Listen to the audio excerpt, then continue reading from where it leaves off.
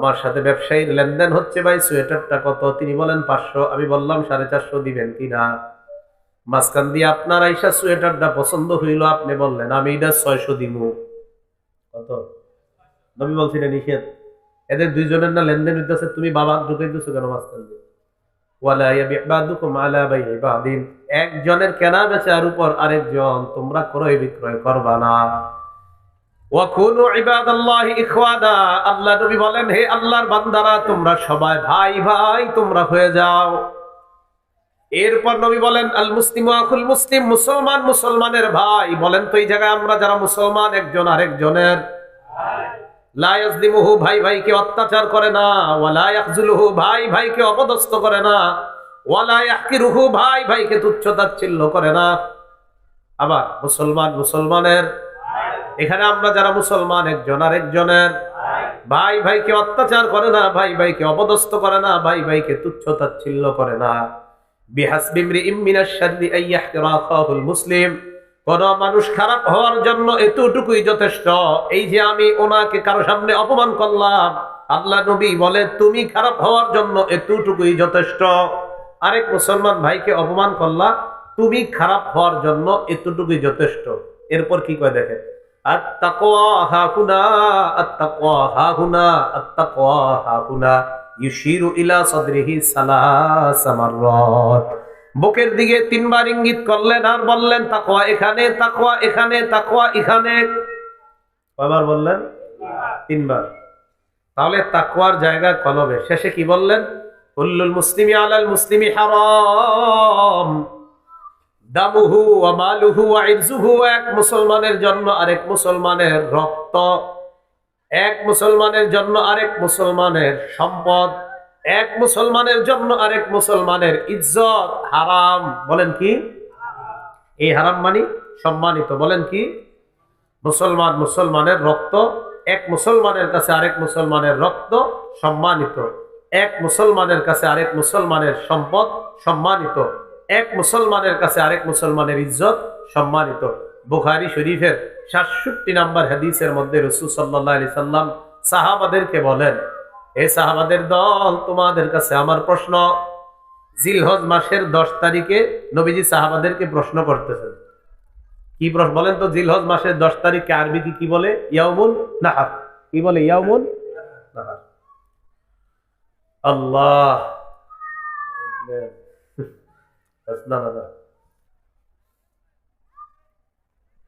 রাসূল সাল্লাল্লাহু আলাইহি সাল্লাম কাদা আলা বাঈরিহি, একটা উটের উপর আরোহণ করলেন। ওয়ামসাকা ইনসানুন বিলিজামিহি আও বিখিতামিহি, উটের লাগাম একজন ধরে রাখলেন, উটের লাগাম একজন ধরে রাখলেন।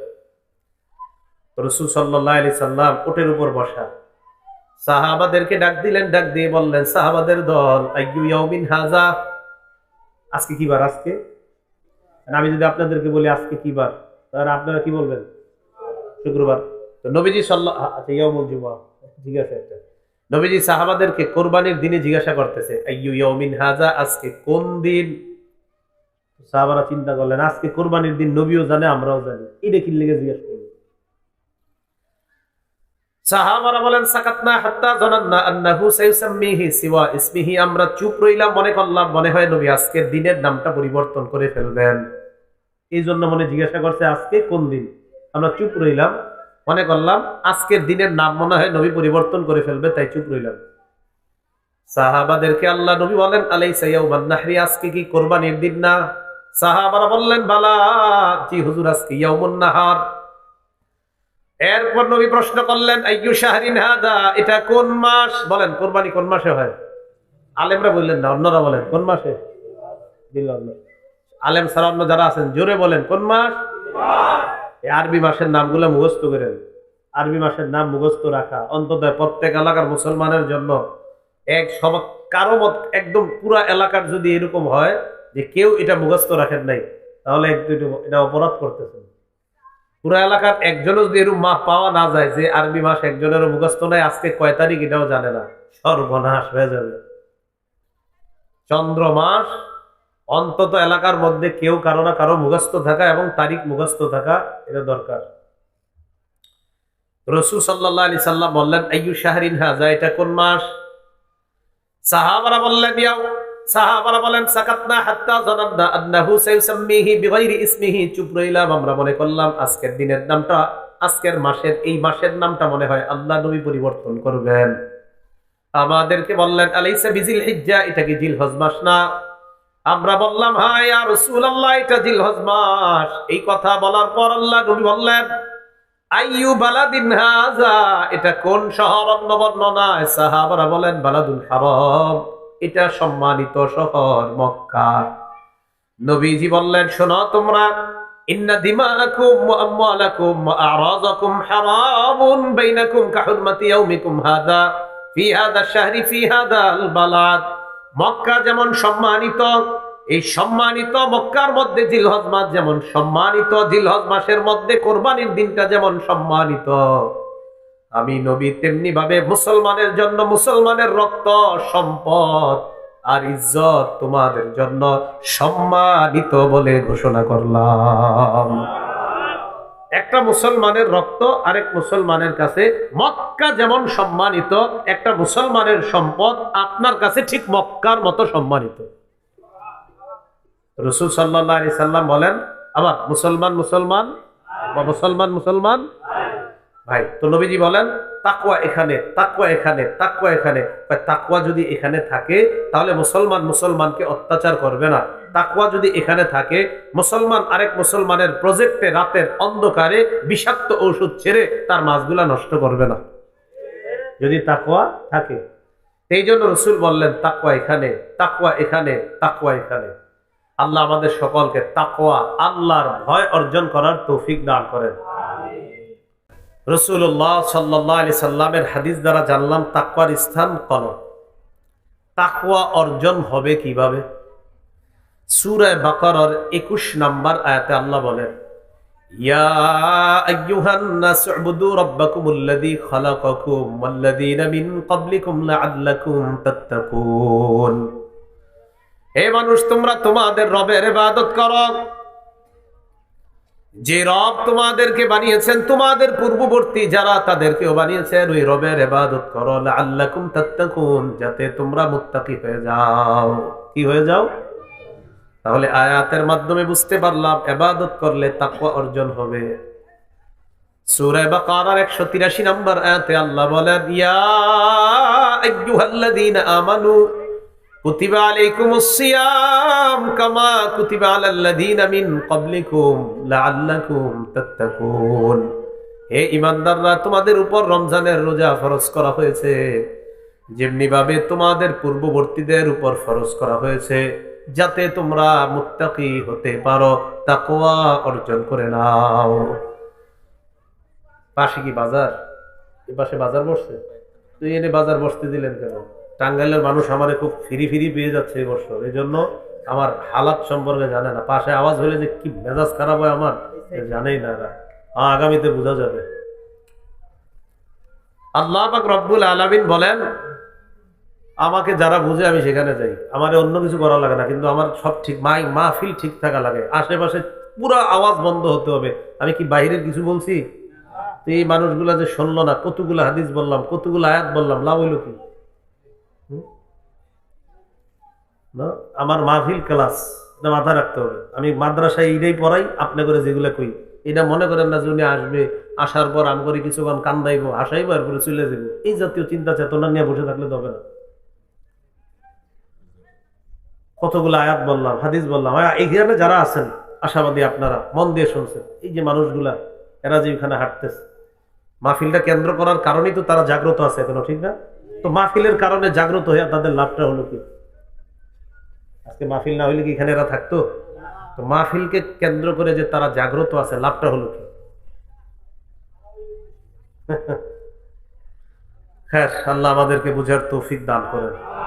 আল্লাহ আমাদের সকলকে কোরআন সুন্নাহ সঠিকভাবে বুঝার তৌফিক দান করেন।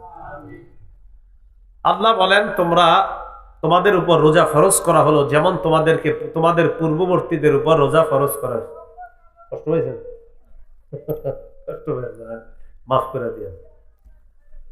তোমাদের উপর রমজানের রোজা ফরজ করা হয়েছে যেমন পূর্ববর্তীদের উপর ফরজ করা হয়েছে, যাতে তোমরা তাকওয়া অর্জন করতে পারো, যাতে তোমরা মুত্তাকি হও। তো এই জায়গায় বুঝতে পারলাম রমজানের রোজা সিয়াম পালন করলে তাকওয়া অর্জন হয়। সিয়াম পালন করলে তাকওয়া। এখন রমজানেই না রোজা, যদি সোমবার আর বৃহস্পতিবারে রোজা রাখেন তাহলে তো তাকওয়া অর্জন হবে। কিবারে? সোমবার আর বৃহস্পতিবার। নবীজি বলেন যে সোমবার আর বৃহস্পতিবার এই 2 দিন রাসূল সাল্লাল্লাহু আলাইহি সাল্লাম রোজা রাখতেন। 2 দিন নবীজি সাল্লাল্লাহু আলাইহি সাল্লাম রোজা রাখতেন। তো আমরাও রাখতে পারি রোজাগুলা। সোম বৃহস্পতিবারে রোজা রাখলে উপকারিতার শেষ নাই।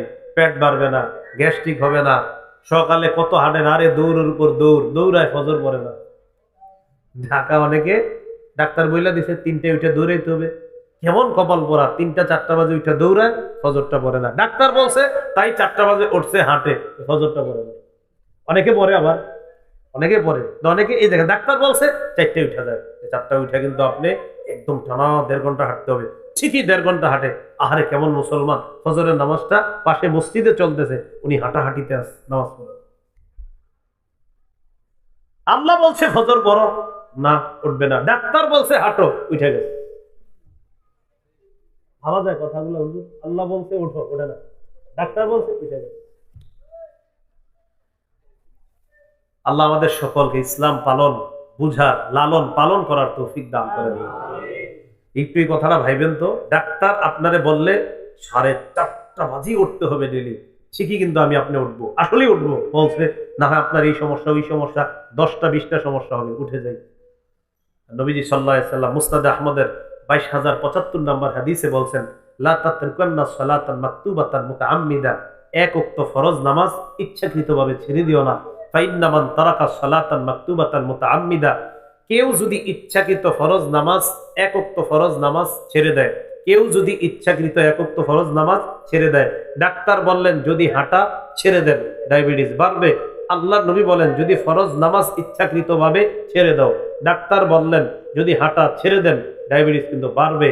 আল্লাহর নবী বললেন এক ওয়াক্ত ফরজ নামাজ ইচ্ছাকৃতভাবে যদি ছেড়ে দাও, ফাকাত বারিআত মিনহু জিম্মাতুল্লাহ, তোমার উপর থেকে আল্লাহর দায়িত্ব উঠে যাবে। তোমার যা মন চায় তুমি তা করো, কারণ তোমার থেকে আল্লাহ দায়িত্ব উঠে নেবেন। তুমি যা মন চায় তা করো, আল্লাহ তোমাকে দেখবে না। যাও।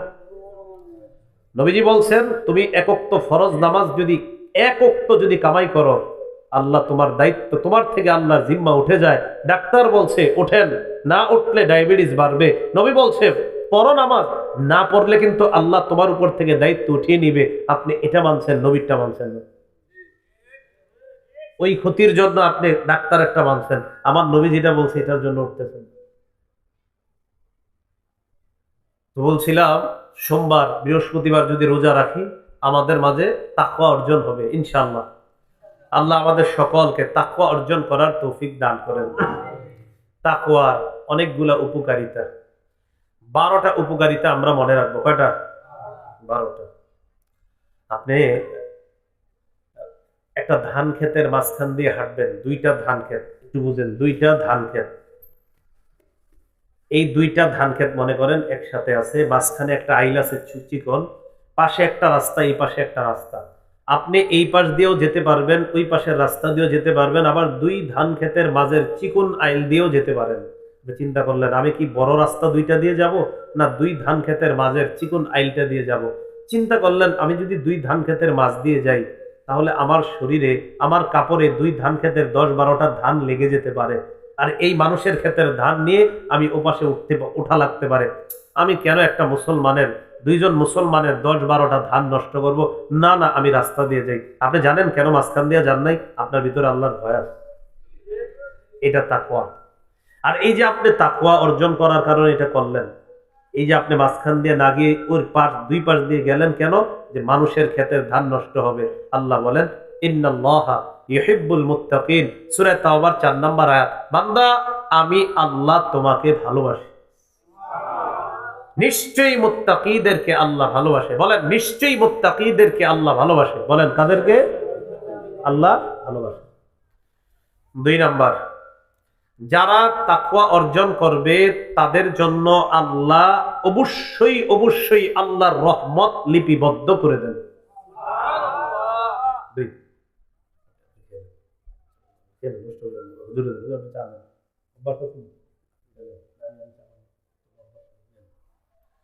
দুই নাম্বার, সূরা আরাফের 156 নম্বর আয়াত। আল্লাহ পাক রব্বুল আলামিন বলেন, ওয়া রাহমাতি ওয়াসিআত কুল্লা শাই, আমার রহমত সব কিছুকে বেষ্টন করে আছে। ফাসআকতুবুহা লিল্লাযীনা ইয়াত্তাকুন, আল্লাহ বলেন যারা তাকওয়া অবলম্বন করে তাদের জন্য আমি আল্লাহ আমার রহমত লিপিবদ্ধ করে দেই। তাহলে তাকওয়ার 2 নাম্বার উপকার, যারা মুত্তাকি তাদের জন্য আল্লাহ রহমত লিপিবদ্ধ করে দেয়। 3 নাম্বার, যারা তাকওয়া অর্জন করে, এটা আবার বলি, রাস্তা দিয়ে হাঁটতেছেন আপনি, ইবলিস কয় নারীর দিকে তাকা। হাদিসে আসছে কোন নারী যখন বের হয় ইস্তাশরাফাহা শাইতান, শয়তান ওই নারীকে আপনার চোখে মোহনীয় করে উপস্থাপিত করে, আকর্ষণীয় ভঙ্গিতে আপনার সামনে উঠায়। ইবলিস বারবার আপনাকে কয় নারীর দিকে তাকা। আপনি চিন্তা করলেন আমি কি নারীর দিকে তাকাবো, আল্লাহ বলে নিচের দিকে তাকা। ইবলিস বলে তুমি এই বেগানা নারীর দিকে তাকাও। আল্লাহ কয় নিচের দিকে তাকাও, ইবলিস কয় বেগানা নারীর দিকে তাকা। আপনি তাকান না, নিচের দিকে আছেন।